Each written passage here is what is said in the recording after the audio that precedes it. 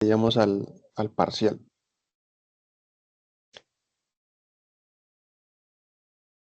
Habíamos quedado aquí. Entonces estamos hablando que la regulación de la presión arterial a largo plazo, pues es un mecanismo que se ha usado de manera primitiva incluso por organismos desde hace millones de años. Entonces, actualmente más o menos se sigue esta dinámica que tenemos aquí, donde si tenemos un aumento del volumen del líquido extracelular, bueno, tenemos un aumento del volumen de sangre, este mouse, tenemos un aumento del volumen de sangre, tenemos este aumento del volumen de sangre, pues aumenta, espera que estoy admitiendo a alguien aquí. Si tenemos un aumento del volumen de sangre, tenemos un aumento de la presión de llenado en la circulación. ¿Qué quiere decir eso? Que al aumentar el volumen de sangre, aumenta la presión y el volumen dentro de las cámaras del corazón. Y con un corazón competente, pues esto aumenta por mecanismo de Frank-Starling el bombeo de esta sangre, o sea, aumenta el volumen sistólico. Ese ocasiona un aumento del retorno venoso, porque pues ante más sangre, entre más sangre eyecta el corazón, pues más sangre va a retornar nuevamente. Entonces eso representa que es un aumento del gasto cardíaco, ¿sí? Y pues aquí hay unos mecanismos de autorregulación, ¿sí? Unos mecanismos de modificación de la resistencia periférica y eso junto con el gasto cardíaco pues modifican la presión arterial. Tenemos eh, un, cuando tenemos un aumento de la presión arterial, pues tenemos como resultado un aumento de la diuresis. ¿Qué es lo que me quiere decir eso? Que normalmente cuando tenemos incrementos de la presión arterial, este incremento de la presión arterial incrementa la presión con que llega la sangre a nivel renal, es decir, incrementa la presión en la arteriola aferente. Y luego de incrementar la presión en la arteriola aferente, pues incrementa la presión con la que llega la sangre al glomérulo y por tanto incrementa la presión con que se hace filtración y por lo tanto el aumento de la diuresis. Entonces todo esto termina haciendo que, pues, que ese aumento de la diuresis, pues termine regulando el aumento de volumen que inicialmente ocasionó toda esta cuestión. Entonces la sal tiene una, un rol importante en lo que es la regulación de los líquidos corporales y de la presión arterial. Entonces, el aumento de la ingestión de sal pues eleva la presión arterial y la sal pues no se excreta tan fácil como el agua. Sí hay excreción de sal, pero lo que yo les comentaba en la clase pasada tiende a quedar un remanente de sal cuando se realizan los procesos de excreción renales. Por eso es que con el tiempo elevar crónicamente la ingestión de sal puede conllevar a una hipertensión arterial, porque no toda la sal que se ingiere se excreta tan fácilmente.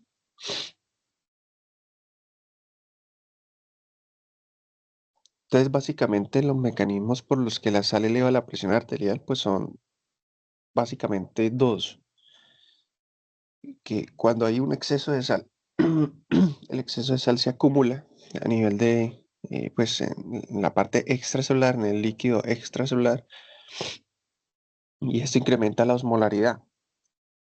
Y acuérdese que entre más osmolar sea una solución, pues más líquido va a atraer. Entonces, pero en este caso, al aumentar la osmolaridad, pues se estimula los centros de la sed que quedan en el hipotálamo. Y esos son unos centros que actúan como quimiorreceptores. Y al detectar que el plasma está hiperosmolar, ellos entienden como si el plasma estuviera muy concentrado y le faltara líquido para diluirlo. Entonces incrementa la sed y el individuo toma mucha más agua. Al tomar el individuo mucha más agua, pues incrementa su volemia, incrementa la presión arterial. Este es uno de los mecanismos. Y lo otro, que pues el aumento de la osmolaridad puede estimular el mecanismo de pues secreción de hormona antidiurética y entonces pues en el primer punto el individuo toma mucha agua y en el segundo la secreción de hormona antidiurética, que ustedes la van a encontrar también que se le dicen vasopresina. A mí me gusta más la hormona antidiurética, eh, se secreta y a nivel renal la hormona antidiurética tiene efecto en la reabsorción de agua. Entonces, pues el individuo orina menos, retiene casi todos los líquidos que llegan a nivel renal. Esto disminuye la diuresis y por lo tanto incrementa la presión arterial.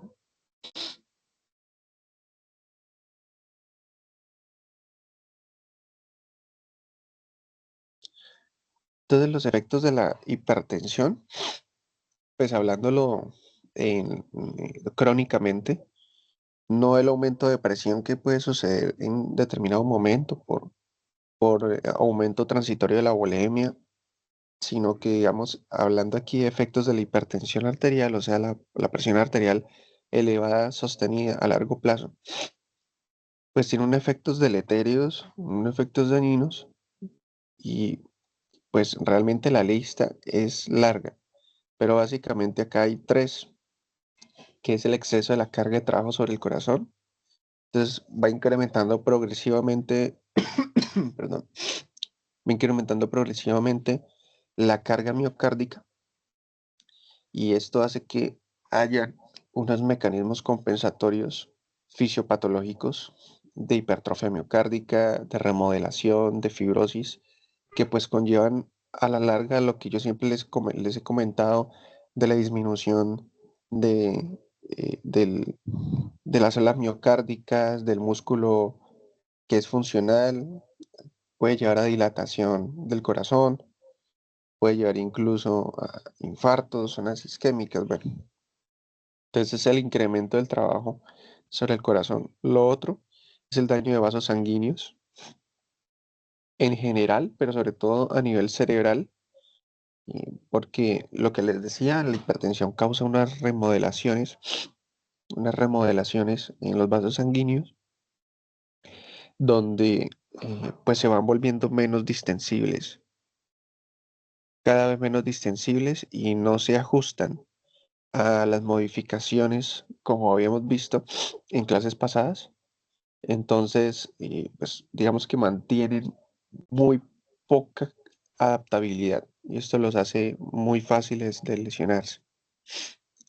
Y lo otro es el daño renal, la disminución de la tasa de filtrado, por lo mismo, por esta remodelación de vasos sanguíneos va ocasionando una disminución de la perfusión a nivel renal que pues termina llevando a disminución de la tasa de filtrado, el paciente empieza a orinar menos, a excretar menos, eh, lleva a disminución de la excreción de desechos y pues finalmente la insuficiencia renal ya pues y la muerte.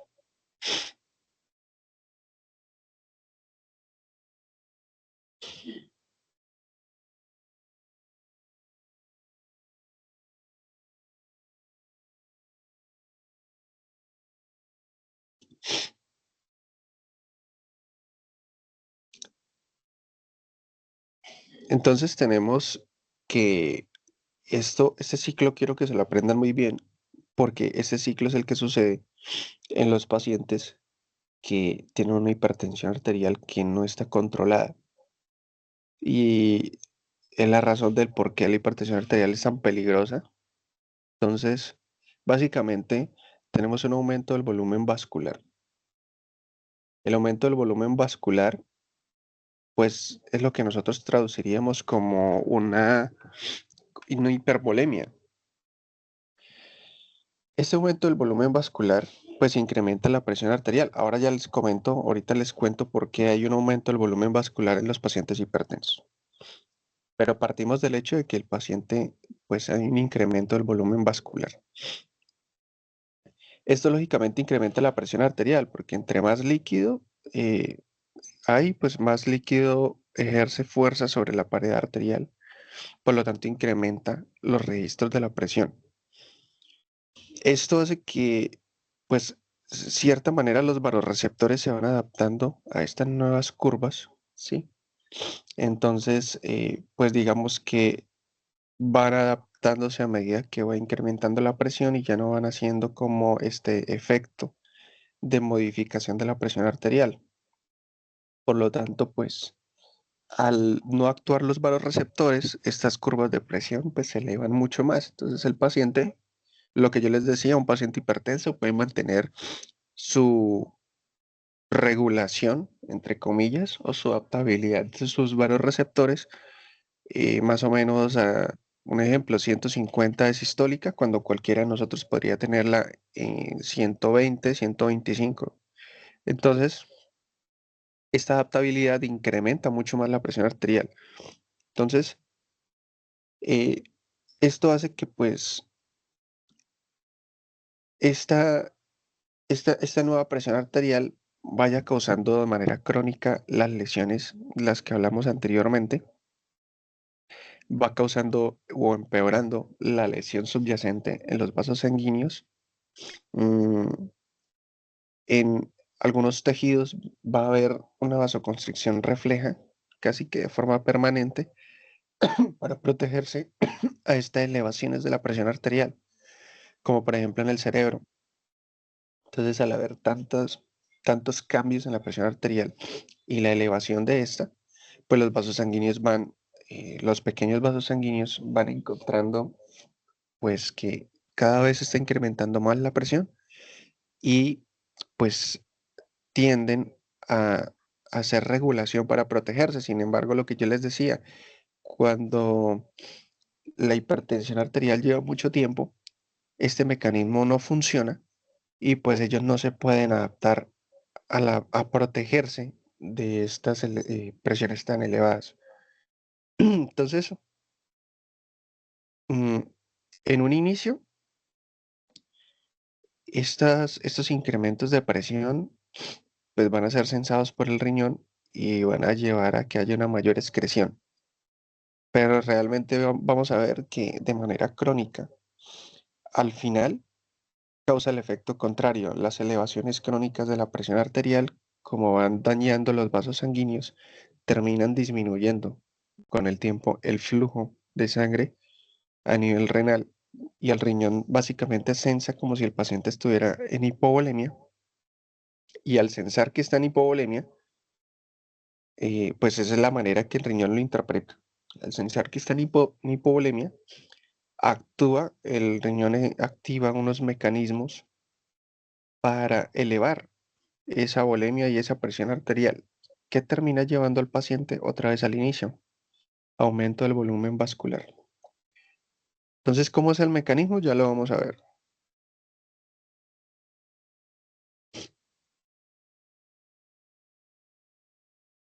Entonces, este es el famoso eje renina-angiotensina-aldosterona, que necesito que una de las cosas en fisiología que ustedes tienen que manejar casi que a la perfección es esto, porque esto sí se maneja durante toda la carrera, se maneja en farmacología, lo manejan en fisiopatología y lo manejan mucho en medicina interna y cada que hablen de hipertensión arterial.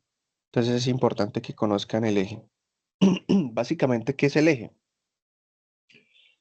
El eje renina-angiotensina-aldosterona es un circuito de activación de hormonas que tienen como efecto final elevar la presión arterial.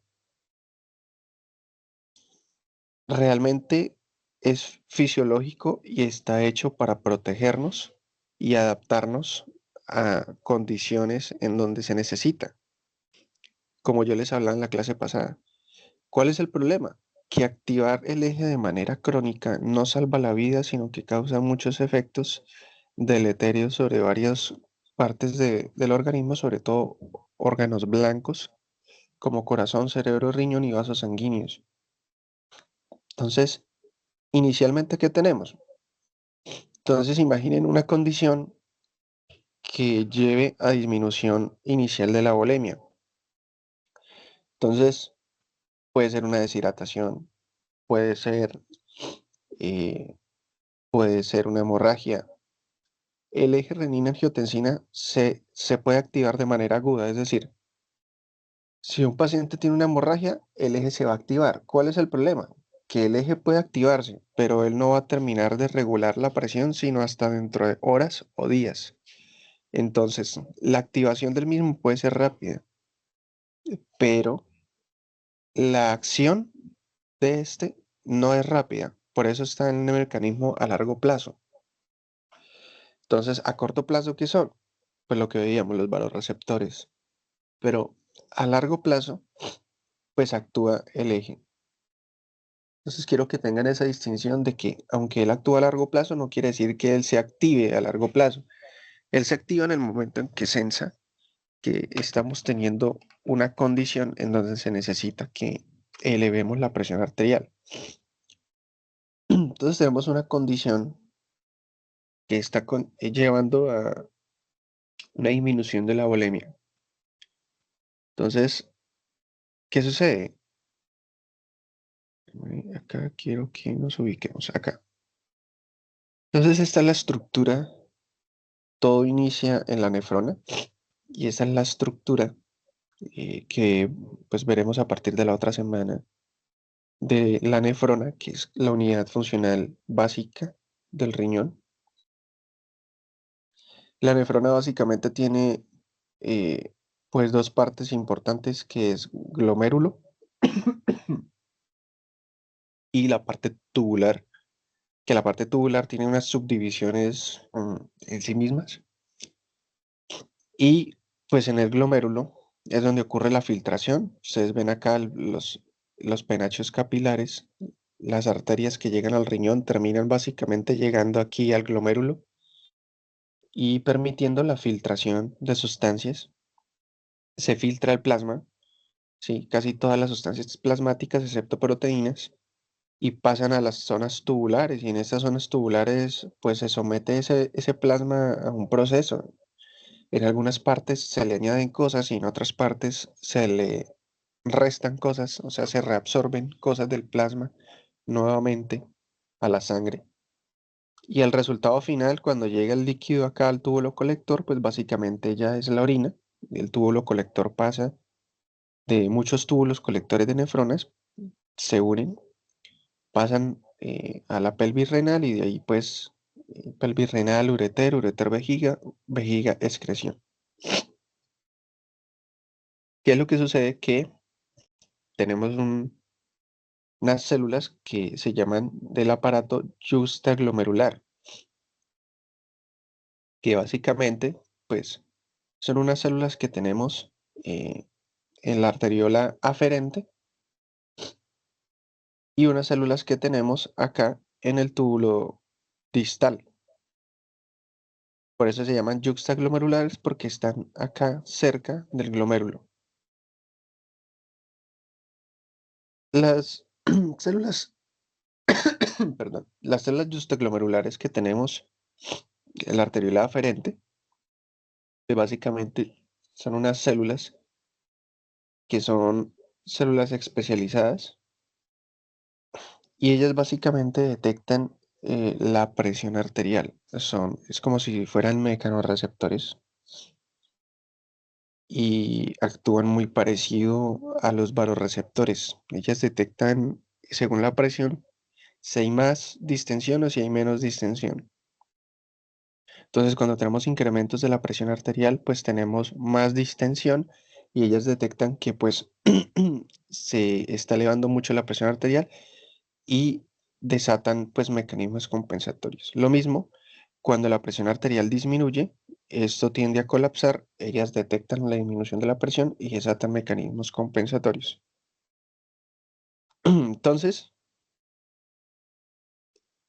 nos situamos acá y cuando hay una disminución de la presión arterial, pues esto tiende a colapsar. Las células detectan la disminución de la presión arterial y por lo tanto, pues desatan los mecanismos compensadores, que es la producción de renina. Y entonces aquí va a iniciar eh, la secreción de renina por primera vez. ¿Y cuál es la función de la renina? Básicamente la renina actúa a nivel plasmático sobre el angiotensinógeno, que pues el angiotensinógeno es una molécula producida a nivel hepático, es una proteína inactiva que pues básicamente se secreta en plasma de forma inactiva, una unión de muchos aminoácidos, y la renina básicamente lo que hace es cortar. Entonces corta en una parte específica y convierte el angiotensinógeno en angiotensina 1. Y básicamente esa es la función de la renina. Se está estudiando actualmente que pudiera tener o llegar a tener otras funciones, pero pues todavía están por definirse. Pero pues hasta el momento y para efectos de el eje, la renina tiene su efecto en la escisión o eliminación de aminoácidos del angiotensinógeno. El angiotensinógeno se convierte en angiotensina 1 y sigue circulando a nivel plasmático, pero digamos que su tiempo de vida es muy corto porque los tejidos periféricos y sobre todo el pulmón, pues tienen, las células tienen capacidad de convertir la angiotensina 1 en angiotensina 2. Tienen enzimas convertidoras de angiotensina. Entonces, básicamente, tan pronto pues el angiotensinógeno se convierte en angiotensina 1 y llega a los pulmones o llega a los tejidos, se convierte en angiotensina 2, que es un compuesto más estable. La angiotensina 2 es un compuesto más estable y es el causante, ese sí, de casi todos los efectos que nosotros vemos para elevar la presión arterial, que los vamos a ver en un momento. Sin embargo, la angiotensina solita, la angiotensina 2 sola, tiene un efecto vasoconstrictor grande. Es la causante de la elevación de la presión arterial, pero pues tiene otros efectos. Entonces aquí, pues a nivel pulmonar, se realiza la conversión de angiotensina 1 a angiotensina 2 a nivel de los capilares. Pero como les dije, no solamente sucede en el pulmón, sino puede suceder en los tejidos periféricos, sino que se ha visto grandes concentraciones a nivel pulmonar. Entonces la angiotensina 2 tiene varios efectos, tiene efectos sobre los vasos sanguíneos, incrementando la resistencia y por lo tanto incrementa pues la vasoconstricción e eleva la presión arterial. Entonces tiene un efecto sobre las arteriolas y las venas. Sobre las arteriolas, pues para incrementar la resistencia vascular periférica, y sobre las venas para que sacar la circulación o sacar el volumen, perdón, que está en venas, llevarlo a la circulación arterial para incrementar la volemia dentro del sistema arterial.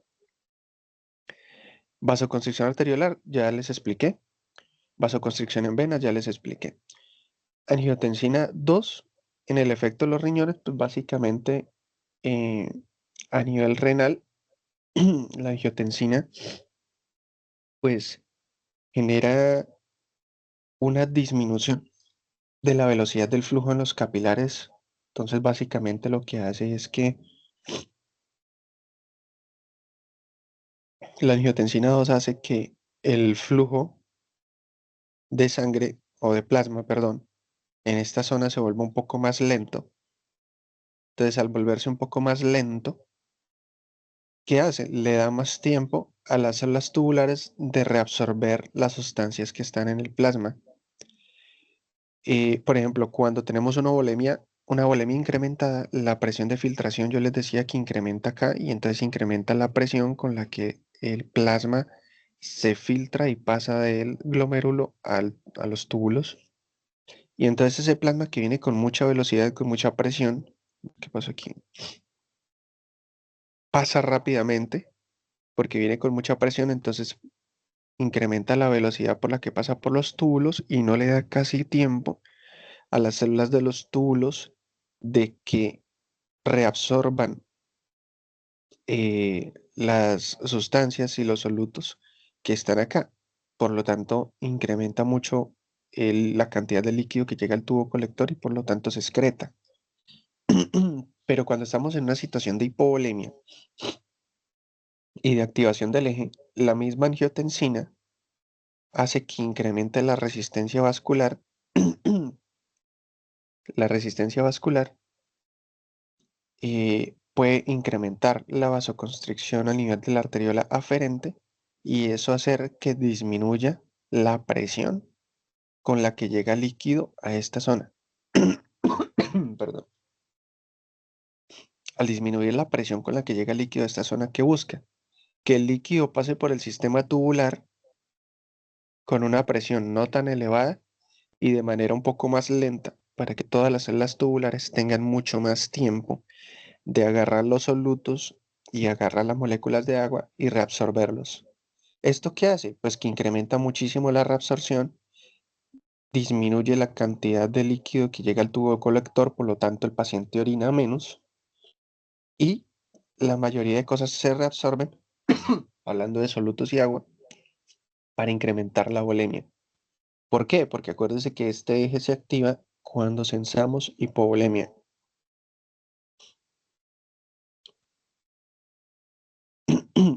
Y como efecto final, la angiotensina promueve la secreción de aldosterona. Mm, La aldosterona pues tiene una función específica en los túbulos renales, sobre todo en la parte tubular distal, y que reabsorbe sodio y excreta potasio. Entonces es la aldosterona quien me da ese efecto final y poderoso de incremento de la presión arterial por incremento de la reabsorción de sodio. Entonces básicamente eh, lo que hace la angiotensina 2 es que, digamos, incrementa la secreción de aldosterona. La aldosterona llega y a nivel de tubular distal, pues incrementa tantos de sus efectos, porque cuando veamos renal, pues vamos a verlo mucho más profundo. En el túbulo distal, la aldosterona básicamente lo que hace es que incrementa la reabsorción de sodio y excreta potasio. Entonces, al incrementar la reabsorción de sodio, el sodio se reabsorbe, pasa al intersticio renal. Acá en todo esto hay tejido de sostén y parénquima como tal, se reabsorbe sodio y al reabsorber sodio, pues incrementa la osmolaridad en esta zona y el agua, pues se puede reabsorber mucho más fácilmente siguiendo la osmolaridad, el incremento de la osmolaridad por la reabsorción de sodio. ¿Y eso qué hace? Pues que disminuye la cantidad de líquido que yo estoy excretando por el sistema colector.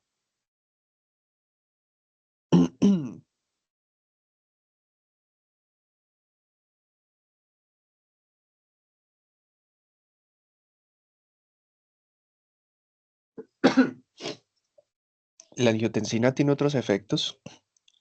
eh, Bueno, a nivel de la glándula suprarrenal que ustedes están viendo acá, pues es el incremento de la secreción de aldosterona. Recuerden que es allí donde se produce la aldosterona. Se cree que el incremento de angiotensina 2 puede tener también un efecto en la liberación de catecolaminas que pues pueden elevar la presión arterial y este incremento crónico de catecolaminas pues lleva también al paciente que tiene hipertensión a complicarse. El efecto sobre la nefrona, pues lo que ya comentamos, también tiene unos efectos a nivel del sistema nervioso central, porque la angiotensina 2 a nivel del sistema nervioso central puede inducir a incremento, actuar sobre los centros de la sed y llevar al paciente a consumir mucha más agua. Y también se, se piensa que puede tener efectos sobre la secreción de hormona antidiurética. Entonces, la hormona antidiurética se produce a nivel hipotalámico. Entonces, la acción de la angiotensina 2 puede llevar a que se aumente la secreción de hormona antidiurética. Y tiene sentido, porque básicamente estamos hablando de que estamos en una hipovolemia. Pues hablando a nivel fisiológico, cuando se activa el eje. Entonces, si yo tengo hipovolemia, yo lo que necesito es orinar menos e aumentar la reabsorción de líquidos e incrementar la ingesta de líquidos. Entonces, tiene ese efecto. El efecto sobre las arteriolas y las venas que ya hablamos, y tiene un efecto particular la angiotensina 2 en el corazón, y es que eh, tiene efectos de remodelación cardíaca. Entonces,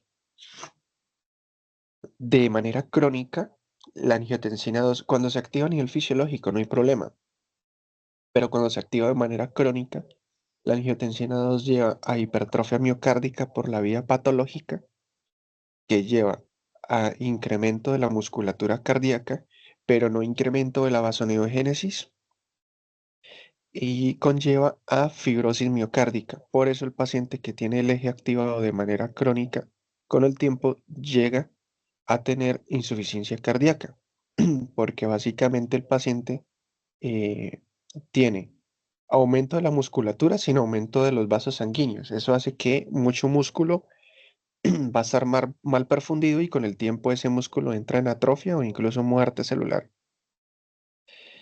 Y conlleva al incremento de la presión en las cámaras cardíacas por este incremento de la volemia de manera crónica, que lesiona el corazón. Y por último, remodelación miocárdica, fibrosis. Entonces el paciente termina llegando a una insuficiencia cardíaca.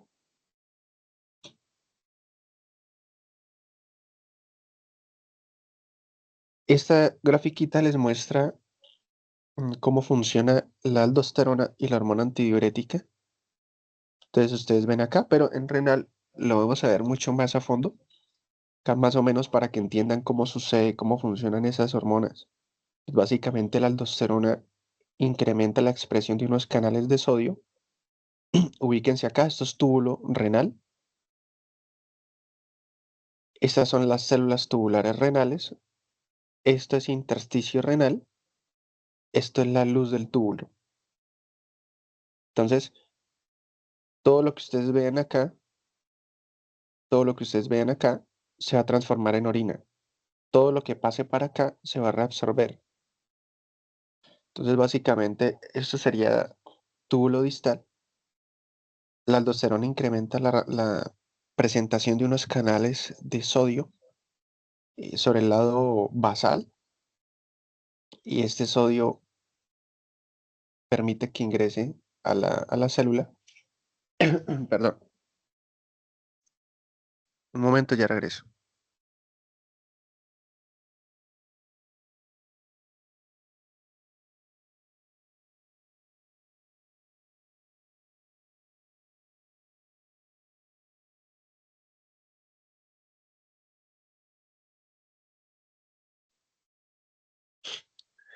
Listo, qué pena.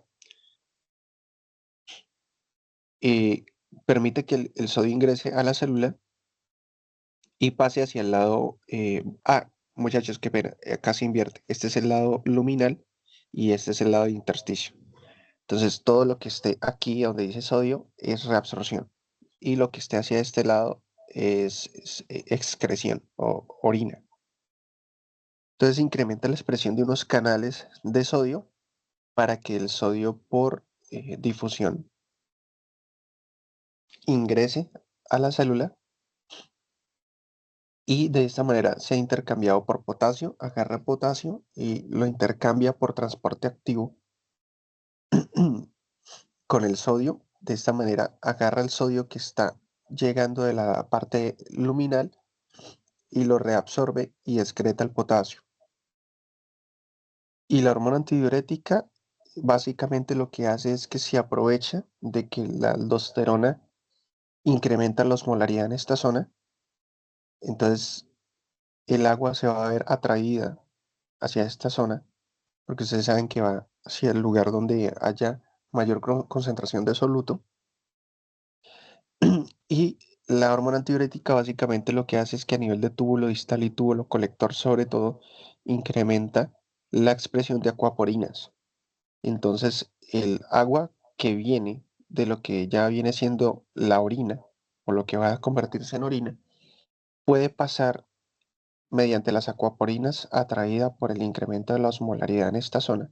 Y de esta manera yo estoy reabsorbiendo conjuntamente sodio y estoy reabsorbiendo agua. Y al reabsorberlo pasa aquí a los capilares. Esto que ustedes ven son capilares. Pasa a los capilares y de los capilares a la sangre y por lo tanto pues tengo incremento de la volemia.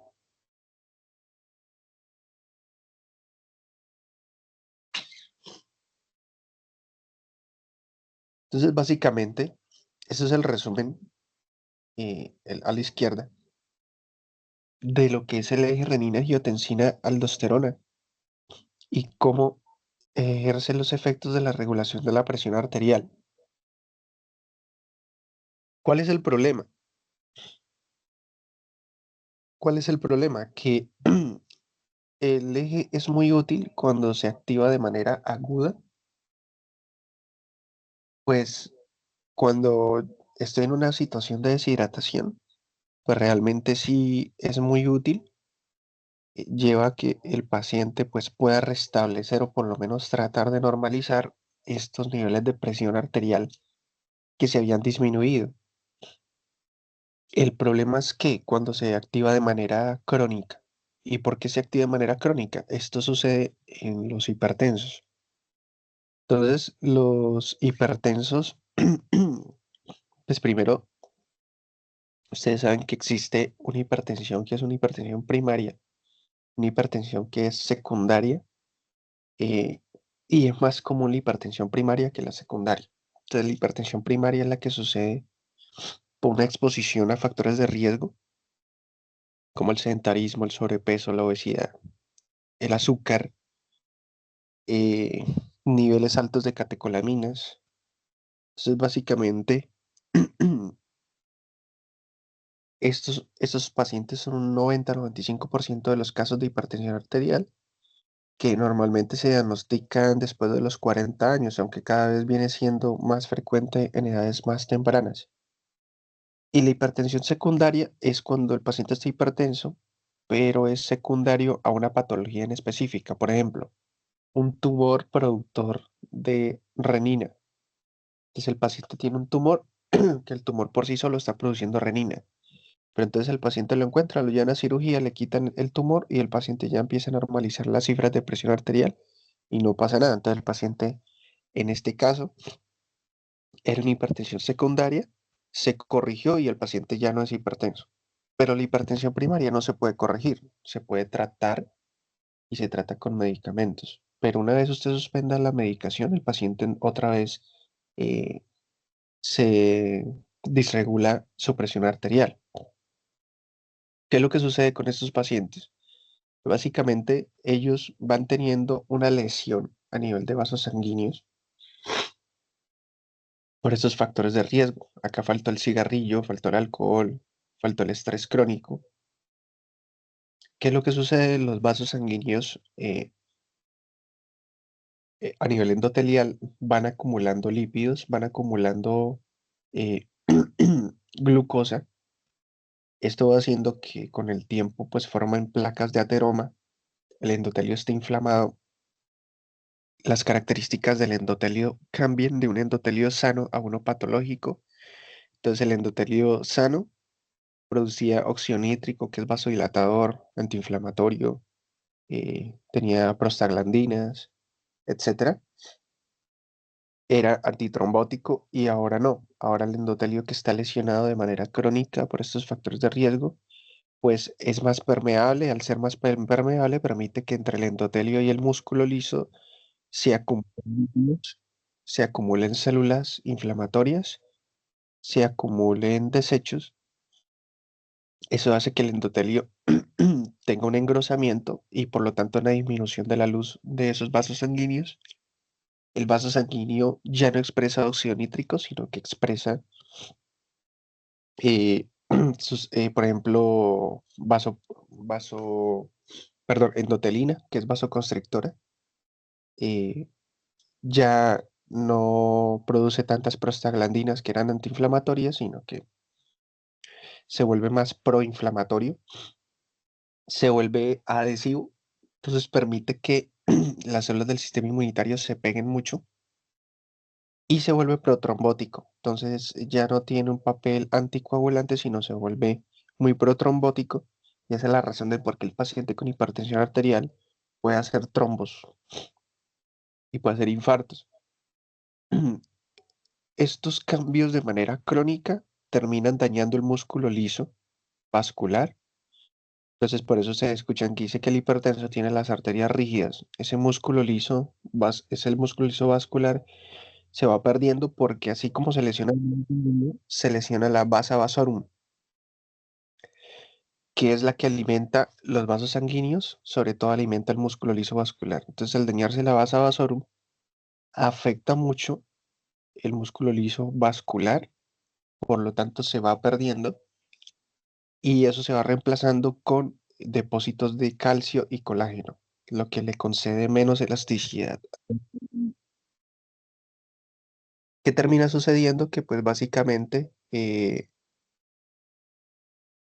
vaso sanguíneo tiene menos distensibilidad, tiene menos adaptabilidad, lo que yo les decía, pierde esa regulación que veíamos en los capítulos pasados de poder regular su propio flujo sanguíneo según sus necesidades, pierde esa capacidad, pierde la capacidad de adaptarse a la presión arterial que tenga el paciente, a la presión de perfusión, y entonces pues va lesionando crónicamente los órganos blancos por pues, la afectación de su perfusión. Entonces, básicamente a nivel renal, esta disminución de perfusión, lo que les digo, el riñón lo sensa como si el paciente estuviera disminuyendo su volemia. El riñón, cada vez más las arterias del riñón están siendo disminuidas en calibre, están perdiendo elasticidad, se están llenando de placas de ateroma. Todo esto disminuye la luz vascular, lo que le da menos espacio a la sangre para llegar al riñón. Y el riñón interpreta como que está disminuyendo la presión arterial. Entonces, al interpretar eso, básicamente, ¿qué sucede? Las células, la arteriola aferente, pues sensan esta caída progresiva de la presión arterial, incrementan la producción de renina. Al incrementar la producción de renina, pues vamos a activar el eje renina-angiotensina-aldosterona. Ahora, hay otro efecto, tanto fisiológico como a nivel patológico, que sucede que se me olvidó comentarles, y es que cuando disminuye la presión en esta zona, se incrementa la producción de renina, sí, pero entonces yo les comentaba que el flujo se volvía mucho más lento y eso permitía que las células incrementaran la reabsorción. Entonces, básicamente es como si ustedes tuvieran una cinta transportadora que lleva algún tipo de producto.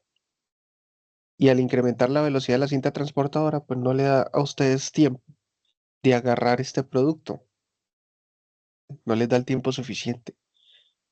Pero si ustedes disminuyen la velocidad de la cinta transportadora, tienen muchísimo más tiempo para agarrar todo el producto que está acá e incrementar la cantidad de producto que agarran. Entonces, básicamente, eso es lo que sucede al disminuir la presión arterial, se disminuye la fuerza y la presión con la que llega acá a la sangre, el plasma va mucho más lento y al ir más lento se incrementa muchísimo la reabsorción de solutos, sobre todo del sodio, de manera que cuando llega aquí a la mácula densa,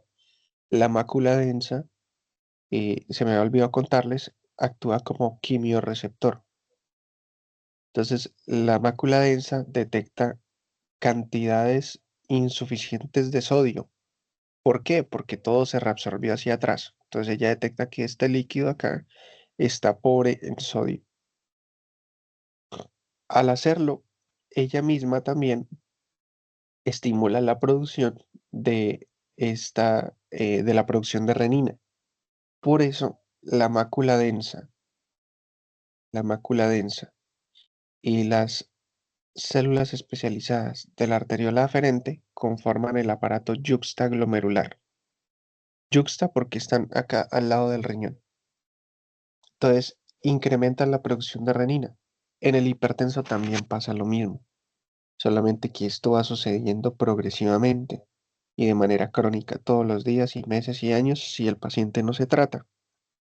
Entonces, esa disminución de perfusión provoca básicamente esto que ya les dije, la activación de la renina que conlleva a la producción de angiotensina 2, que la angiotensina 2, pues, bueno, renina, angiotensina 1, la angiotensina 2, y la angiotensina 2, pues, tiene efecto vasoconstrictor potente y estable.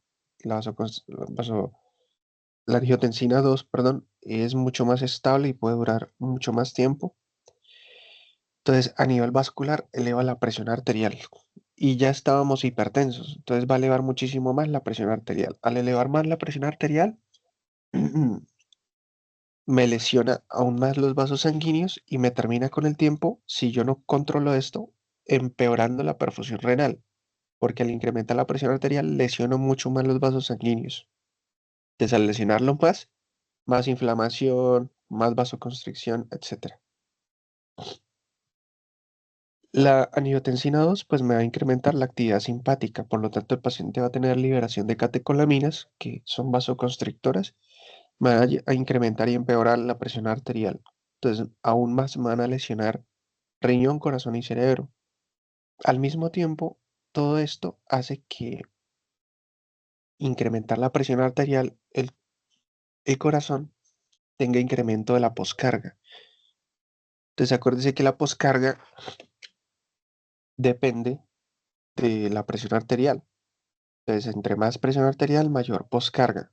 Entonces, el paciente, pues, el corazón va a tener cada vez que esforzarse mucho más para vencer una presión arterial sistémica elevada, por lo tanto, va a empezar a desencadenar mecanismos de regulación, hipertrofia a la vía patológica y remodelación.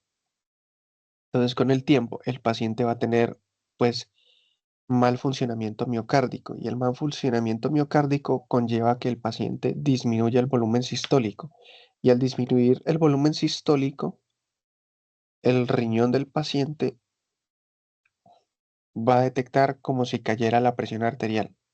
Entonces, al detectar caída de la presión arterial, también va a desencadenar los mecanismos de activación del eje. Si se dan cuenta que el eje se perpetúa de manera patológica, asimismo,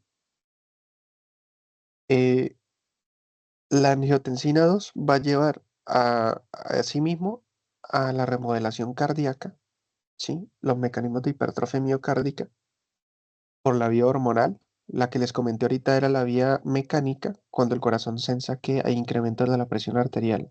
Activa la vía patológica. Acá activa también la vía patológica de remodelación cardíaca, pero por hormonal. Entonces, se pega la hormona allá y desencadena cambios miocárdicos de manera crónica. La angiotensina 2 promueve la secreción de aldosterona y entonces la aldosterona a nivel renal reabsorbe sodio y excreta potasio. Entonces al reabsorber sodio aumenta la volemia y al aumentar la volemia aumenta la presión arterial que ya de por sí era alta porque el paciente está hipertenso, lo que lesiona aún más los vasos sanguíneos, lo que empeora la carga sobre el miocardio, lo que empeora la actividad simpática y lo que empeora que la carga sobre el corazón, la remodelación cardíaca y la hipertrofia.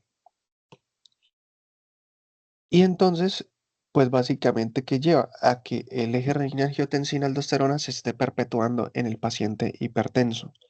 Si yo no corto este mecanismo en este paciente, pues el paciente termina llegando a una insuficiencia renal porque crónicamente se está empeorando, como les dije, la perfusión renal. Termina llegando a, termina desarrollando Alzheimer y demencia de edad temprana porque la disminución de la perfusión a nivel cerebral. Lo mismo que pasa con riñón ocasiona con el corazón y el cerebro. No solamente termina llegando a un Alzheimer, a una demencia, sino que puede hacer una ACV porque los vasos sanguíneos que están llenos de placas de ateroma se pueden romper y el paciente puede hacer una ACV. de tipo isquémico. O también puede hacer una ACV de tipo hemorrágico cuando la presión arterial está tan elevada que los vasos sanguíneos remodelados patológicos del cerebro no pueden ajustarse a estos cambios de presión y sencillamente se rompen.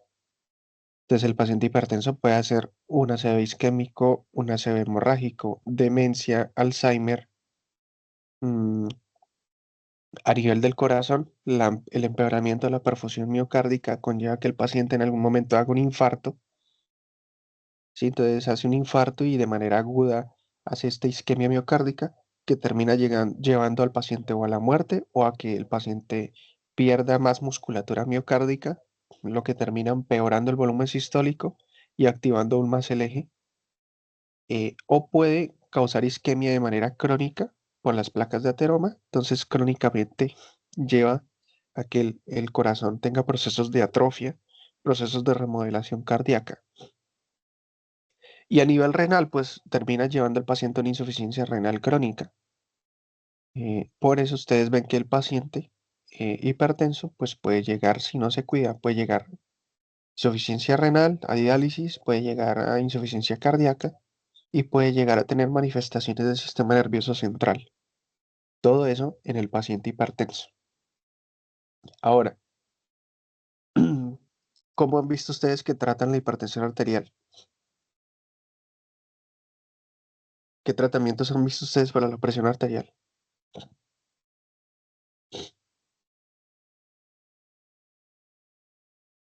Medicamentos, profe, como el losartán. Losartán, listo. ¿Sabe alguno qué tipo de medicamento es el losartán?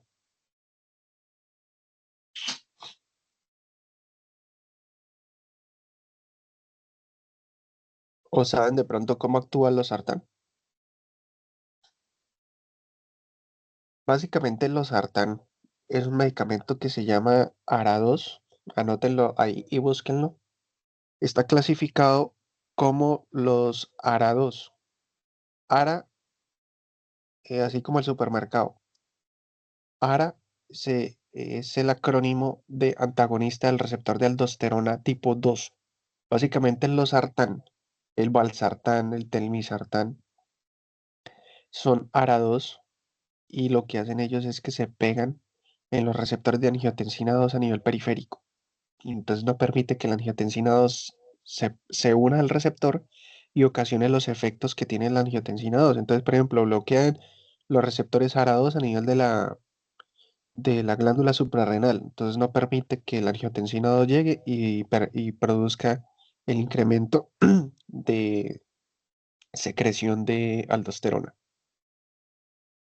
Se pega a nivel de vasos sanguíneos periféricos, entonces no permite que la angiotensina 2 se pegue y haga vasoconstricción. Mm, no permite que actúe a nivel renal, no permite que actúe a nivel, sobre todo a nivel de tejidos y a nivel de secreción de aldosterona. Entonces, ¿eso qué hace? Que caiga la presión arterial, porque disminuye la producción de aldosterona y disminuye el aumento de la resistencia. Básicamente, así es que funcionan los arados, los sartán, telmisartán y todos estos. Eh, ¿Qué otro tratamiento han visto para presión arterial? Hay más. ¿Qué otros han visto? Eh, También los IECA, creo que son los IECA. Los IECA, entonces como por ejemplo en el enalapril o el captopril, que son los más utilizados. También está el lisinopril, que casi no se usa aquí en Colombia. Entonces estos medicamentos básicamente se llaman IECAs porque es el acrónimo de inhibidores de la enzima convertidora de angiotensina. Entonces ellos básicamente lo que hacen es que a nivel de los tejidos inhiben la enzima convertidora de angiotensina para que no haya conversión de angiotensina 1 a angiotensina 2. Entonces, con esto no permiten que se produzca la angiotensina 2, que básicamente es la que me ocasiona todos los efectos de incremento de la presión arterial del eje. Entonces, yo protejo al paciente del incremento de la resistencia vascular periférica, incremento al paciente de la secreción de aldosterona, incremento al paciente de los demás efectos a nivel miocárdico y del sistema nervioso central. Entonces yo con eso le bajo la presión arterial. Problemas de los IECA tienen dos problemas principales. Uno, que en algunos pacientes pueden tener algún efecto sobre las prostaglandinas a nivel bronquial y lleva a que el paciente haga tos. Entonces, si usted es un paciente con IECAS que está con tos desde que empezó a tomar el medicamento, tiene que quitarle el medicamento. No se puede seguir utilizando. Y lo otro que pueden llevar a un efecto que es raro, que no es tan común, que se llama el angioedema. Entonces el paciente hace como un efecto de edema a nivel de labios y cara, que cuando usted retira el medicamento, el efecto se revierte.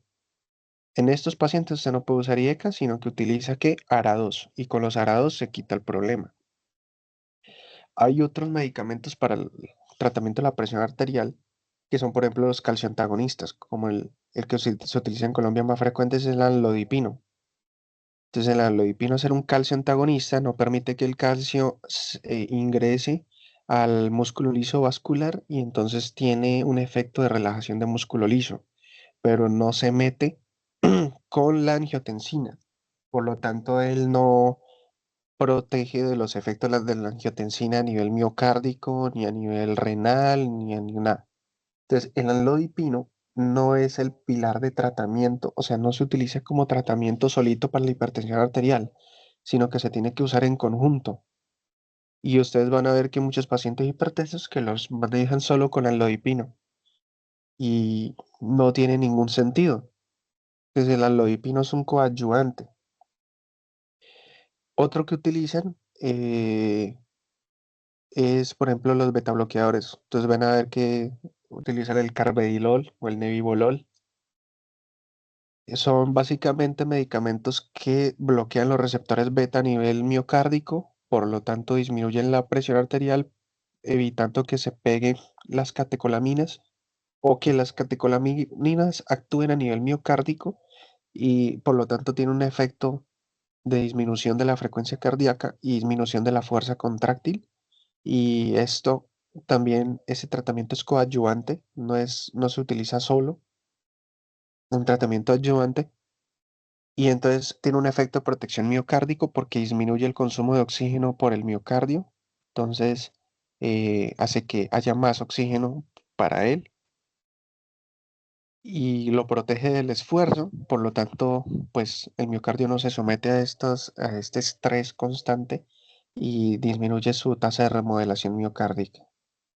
Eh, los beta bloqueadores no se pueden, no se deberían usar en pacientes que sean asmáticos. Entonces, pilas con eso. Y también en tratamiento de la hipertensión arterial se utilizan los diuréticos. Entonces, eso sí se los voy a explicar en renal, que ustedes ven que utiliza la hidroclorotiazida. Algunos pacientes toman furosemida en tabletas, otros hidroclorotiazida, furosemida. ¿Cuáles otros? Se me está escapando otro. Bueno, son diuréticos, que eso los vamos a ver cómo funcionan cuando estemos viendo ya renal, que va a ser la otra semana. Entonces, el pilar de tratamiento usted siempre inicia con un IECA o con un ARA-2. Ese es el pilar de tratamiento. Si el paciente se controla, maravilloso. Si no se controla, en lugar de usted comenzar a subir y incrementar las dosis de sus medicamentos, entonces le añade un medicamento más. Entonces, si está tomando los Sartán 50 cada 12, le puede dejar el mismo los Sartán 50 cada 12 y le puede añadir, por ejemplo, el anlodipino, o le puede añadir un diurético y le empieza a bajar la presión arterial. Si no se controla con esos dos, puede añadir un tercer medicamento. Entonces le añade un beta bloqueador, por ejemplo. O si estaba con enalapril, amlodipino, pues le añade una hidroclorotiazida, puede ser. Entonces le añade un tercer medicamento. Aquí más que preferir que llevar los medicamentos a dosis máxima, se prefiere añadir otro medicamento que ayude en el control de esa presión arterial. Y nunca, nunca tienen que combinar un IECA con un ARA-2. Nunca lo pueden combinar. No pueden hacer eso.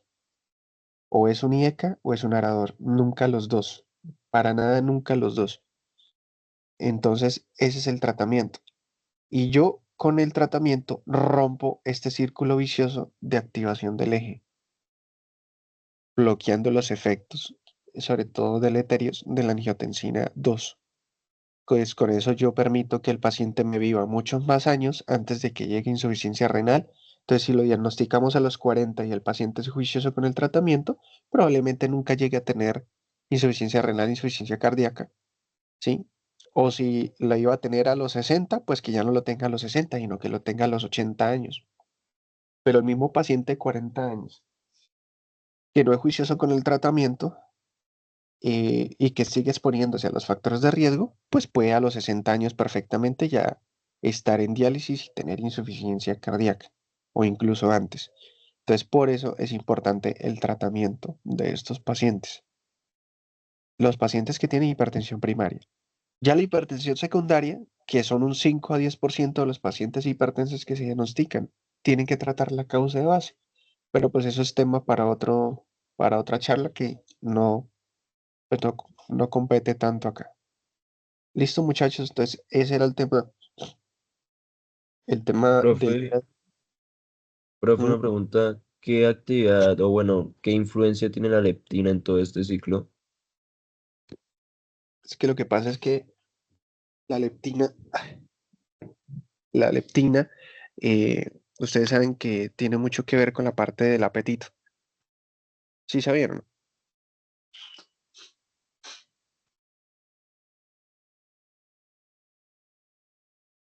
¿Sí lo sabían o no?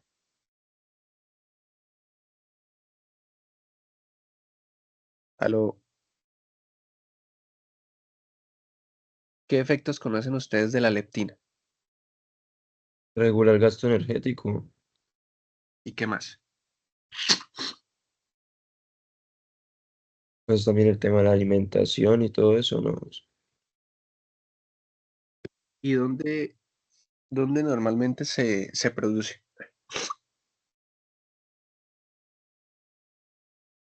En el tejido adiposo. Ujú. Básicamente,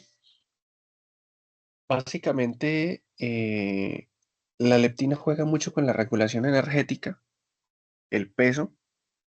em, Sirve mucho como señalizador para todo lo que es la parte de la saciedad, o sea, lo que es el hambre. Juega mucho en lo que es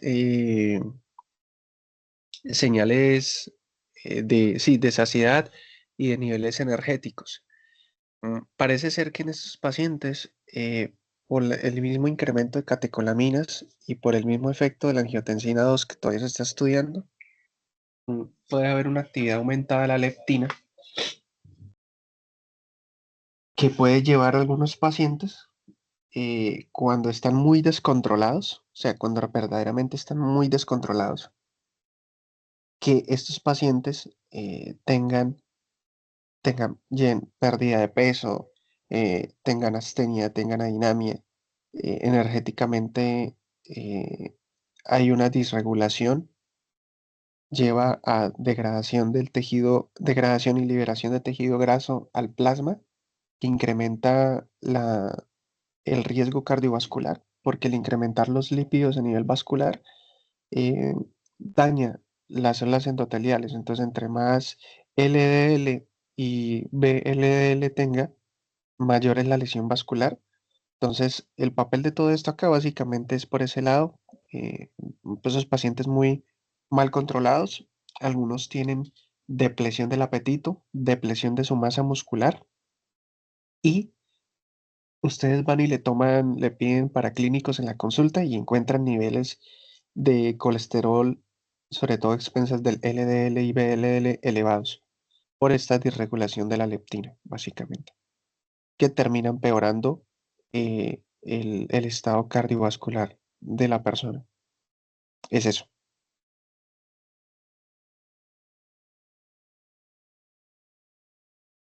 Y pueden ser pacientes delgaditos.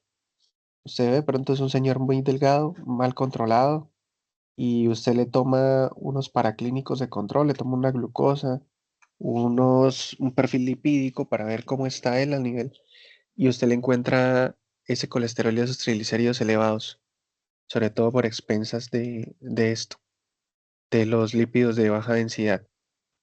Entonces es por esa razón. Vale, profe, gracias. Y pues básicamente todo eso haría que aumente la resistencia vascular y pues siga aumentando el proceso de hipertensión, ¿no? Sí, porque los lípidos se van a filtrar al endotelio que está dañado y que aparte de eso aumenta la permeabilidad del endotelio, entonces las células endoteliales se separan entre sí. Los lípidos de baja densidad se meten, como son de baja densidad, son pequeños, se meten en esos espacios intercelulares, llegan a la íntima vascular, se acumulan allí, allí se oxidan, al oxidarse se vuelven inflamatorios y traen más células consigo. Los macrófagos se meten ahí, intentan degradar estos lípidos, pero no pueden, terminan volviéndose células espumosas y todo eso termina acumulándose y disminuyendo la luz vascular e incrementando la resistencia vascular. Más que por vasoconstricción, es por el almacenamiento de material en esa zona. El paciente en algún momento, si sigue de la misma manera, va a terminar teniendo algún infarto. ¿Alguna otra pregunta, muchachos?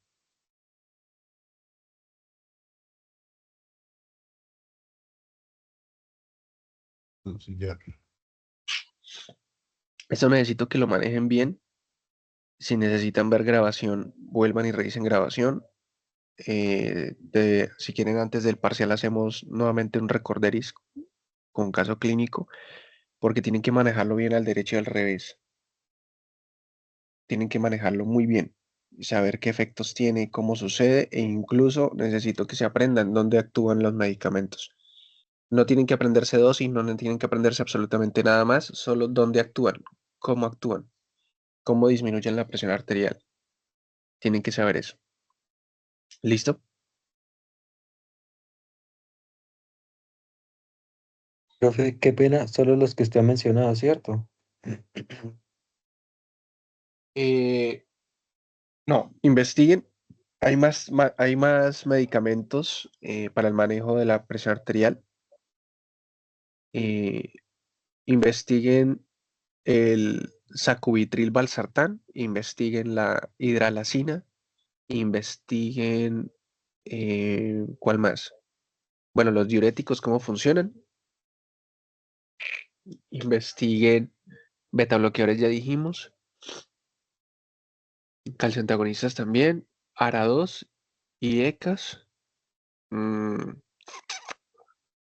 investiguen sobre el alisquireno, pero el alisquireno ya casi no se usa, pero tiene importancia histórica. Investíguenlo. Y ya, creo que por el momento creo que son esos. Creo que no se me escapa ninguno. Entonces, ¿cómo actúan? No necesitan aprenderse dosis, bueno, contraindicaciones de pronto sí, pero dosis no, y cómo actúan. ¿Listo? Listo, profe. Bueno, muchachos, entonces si no es más, dejamos hasta acá. Nos vemos el día lunes para que empecemos ya la parte renal. Hoy le paso a Rosa cuáles son los capítulos para que aprovechen el fin de semana y vayan leyendo renal.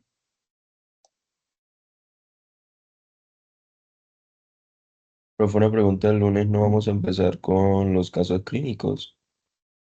Sí, pero es que hacemos clase, o sea, hacemos clase un ratico y luego vamos sacando los casos. Y así va a ser toda la semana, porque si no nos perdemos toda la semana y no avanzamos en tema y creo que ya hay clases, creo que solo queda la otra semana. Vale, vale. Entonces hacemos la clase rápidamente y vemos, no sé, uno o dos casos. Y así de esa manera, hasta que termine la semana.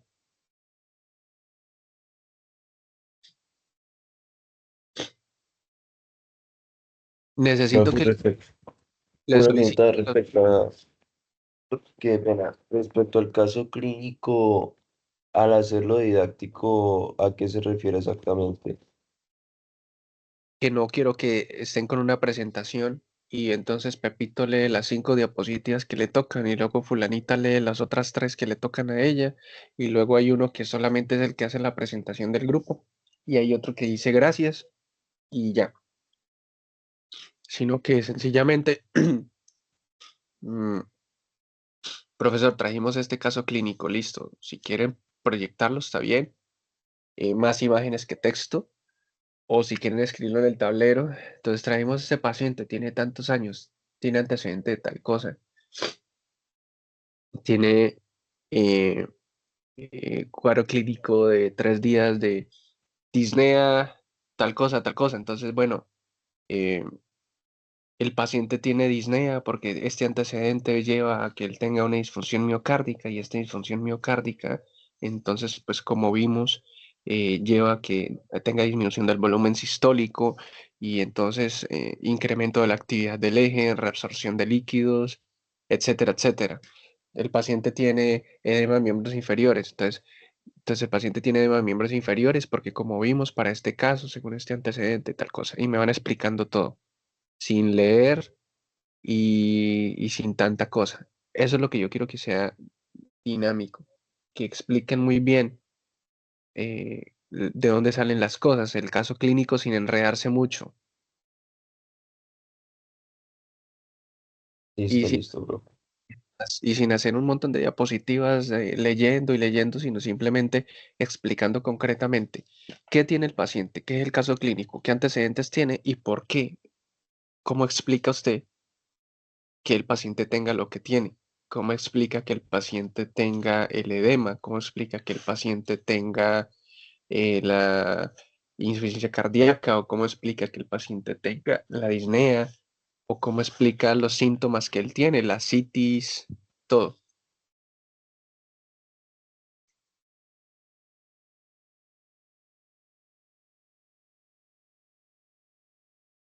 Básicamente es eso.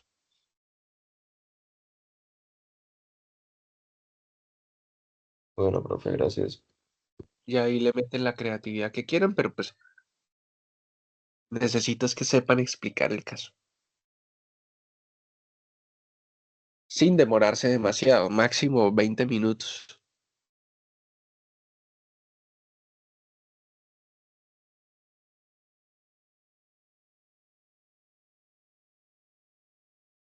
Listo, muchachos, si no hay más preguntas, entonces los dejo. Les iba a decir que por favor le digan a los organizadores del Congreso que me pasen el listado de los asistentes. Sí, señor, yo le Para ir. pregunto a Catalina, creo que es que aún no se lo han pasado a Palma, entonces que íbamos a hacer todo por medio de Palma, pero ya yo le recuerdo a la representante. Sí, porfa, que me lo pase a mí. Listo, bueno, profe, tenga buen día. Listo, muchachos, quedamos así entonces. Se me cuidan y, bueno, estoy en la grabación de la clase y yo les paso hoy los capítulos. Listo, profe, muchas gracias. Bueno, Gracias. profe, hasta luego. Gracias, Hasta hasta luego. luego. Adiós.